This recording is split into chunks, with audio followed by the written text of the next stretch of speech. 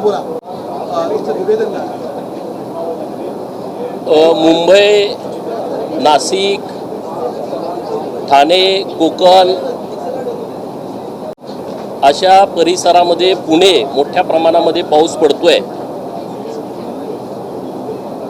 परंतु मी ज्या विधानसभा मतदारसंघातून येतो तो जत, सांगोला, मंगळवेढा, कवठेमंकाळ, आटपाडी, खानापूर या भागामध्ये आत्ता पण पाऊस पडलेला नाही आणि लोकांची पिकं धोक्यात आलेली आहेत. दुसऱ्या बाजूला महाबळेश्वर म्हणजे कोयना धरणामध्ये आणि तिकडं वारणामध्ये बऱ्यापैकी पाऊस पडत आहे. बऱ्यापैकी आता पाण्याचा साठा या धरणामध्ये झालेला आहे. माननीय मुख्यमंत्री महोदय आणि माननीय जलसंपदा खात्याचे मंत्री माननीय राधाकृष्ण विखे पाटील साहेब यांच्याकडे आमची मागणी आहे की जे पावसाचं पाणी वाहून कर्नाटकमध्ये जातंय ते पाणी तात्काळ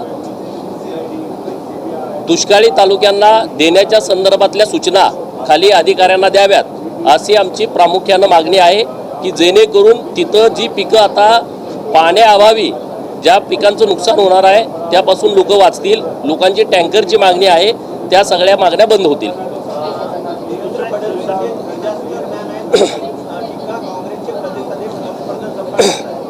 ज्या लोकांना अक्कल नाही, शेंबूड काढायचा माहीत नाही, विदर्भामधले प्रश्न काय त्याची अक्कल नाही, कुठं अजून कुठलं काम केलं नाही, ही लोक देवाभाऊंच्या वरती बोलतायत.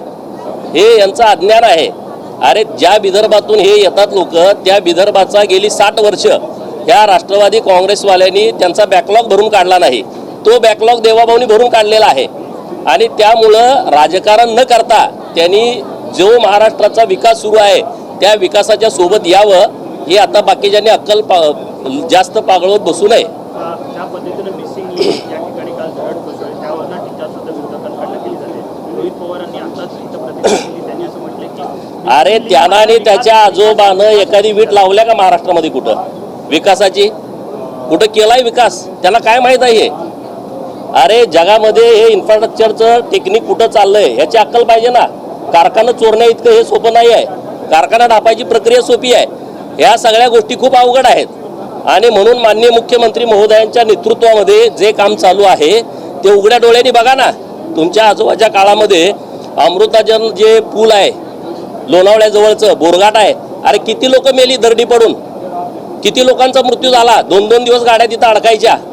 हे आमचंच सरकार आहे. जो एक्सप्रेसवे करणार आमचं सरकार आहे. आमचंच हे सरकार आहे जे मिसिंग लिंक आता कनेक्टिंग लिंक सरकारच्या माध्यमातून बदललेलं आहे आणि जगामध्ये ज्या वेगवेगळ्या टेक्नॉलॉजी आहेत या टेक्नॉलॉजी इथं वापरलेल्या आहेत. अरे पहिला पाऊस आहे, पहिल्या पावसामध्ये एंट्री गेटला जी दरड कोसळलेली आहे हे होतं. यांनी सगळं बाकीच्या बाहेर देशामध्ये कशा पद्धतीनं अशा पद्धतीचे रोड केलेले आहेत त्याची जरा माहिती घ्यावी आणि मग ह्याचं राजकारण करावं. कारण ज्यांचा जन्मच भ्रष्टाचारामध्ये झालाय, सगळ्या पिढ्यानपिढ्या भ्रष्टाचार केलाय, त्यांना पुढे दिसणार काय?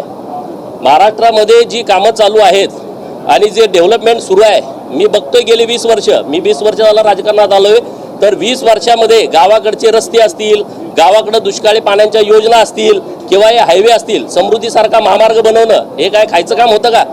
आज शक्तिपीठासाठी तुम्ही लोक विरोध करता. शक्तिपीठ गरज आहे लोकांची.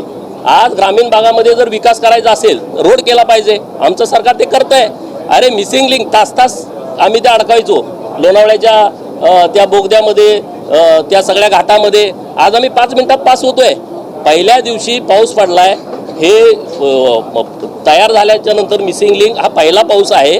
आपले सह्याद्रीचे खडक आहेत, जरा स्थिर व्हायला जरा वेळ लागतोय. परंतु महाराष्ट्राचा विकासाचा रेशो स्थिर झाला आहे हे विरोधकांनी आता नीटपणे समजून घेतलं पाहिजे.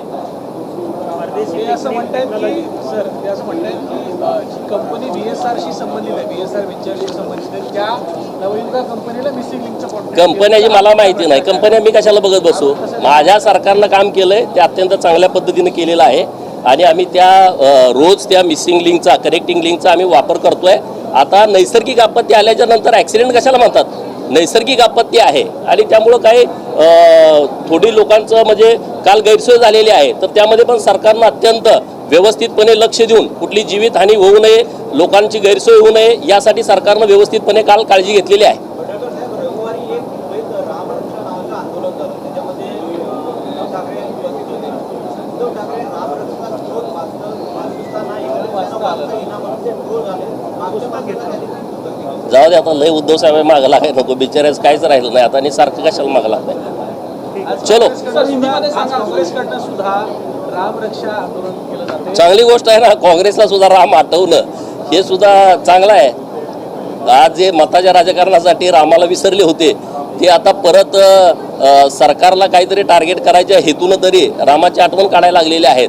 म्हणजे प्रभू रामचंद्राची आठवण ही काँग्रेसला आलेली आहे की ज्या प्रभू रामचंद्राच्या अस्तित्वावरती ही लोक शंका घेत होती, आज त्यांना जप करायची वेळ आलेली आहे. म्हणजे ही प्रभू रामचंद्राचीच ताकद आहे. मिसिंग लिंक पे सवाल उठाए गए, पहली बारिश में जिस तरह से मलबा आया, मुख्यमंत्री ने इसके बारे में समझाया कि किस तरह से मिसिंग लिंक। माननीय मुख्यमंत्री महोदय जी ने काल सभागृह में इसके बारे में निवेदन किया है और जो हमारे विरोधी पक्ष के मित्र हैं इसकी राजनीति कर रहे हैं, उनका कोई गलती नहीं है. उन्होंने कहीं विकास का काम ही नहीं किया पिछले 40-50 साल में. अभी महाराष्ट्र अच्छी तरह से डेवलप हो रहा है, अच्छी तरह से आगे जा रहा है, तो उनकी दिक्कत थोड़ी होगी. उनको चेतावनी दी गई है नासिक के लिए बादल फटने की, पूरा सिस्टम है वो अलर्ट पे है. आपको माननीय मुख्यमंत्री महोदय जी ने कल नासिक या मुंबई हो या पुणे हो, ये सभी लोगों के लिए चेतावनी दी है, तो लोगों ने वो सुनना चाहिए. चलो.